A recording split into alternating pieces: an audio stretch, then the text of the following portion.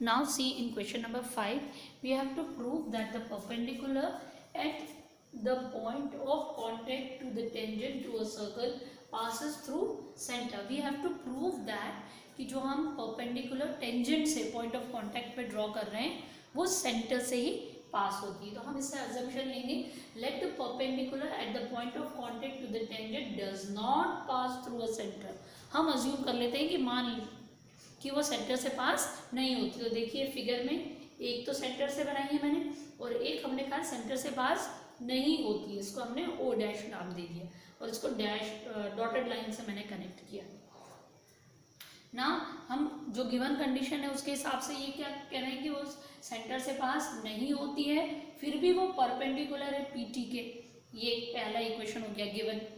दूसरा joint OP. अब हमने ये ओपी ज्वाइन कर दिया, मतलब एक्चुअल सर्कल का सेंटर पॉइंट पी से, जो पॉइंट ऑफ कांटेक्ट से.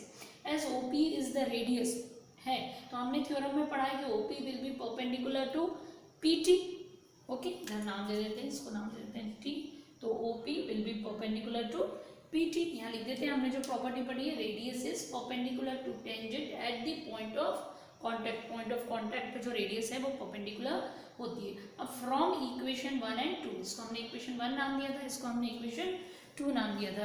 तो इफ ऑब्जर्व इक्वेशन 1 एंड 2, तो हमें इक्वेशन और 1 एंड 2 ऑब्जर्व करने पे हमें क्या मिल रहा है, हमें ये मिल रहा है कि दोनों ही परपेंडिकुलर है, मतलब OP and O dash P are perpendicular to PT. But किसी एक पॉइंट से दो परपेंडिकुलर्स नहीं हो सकती.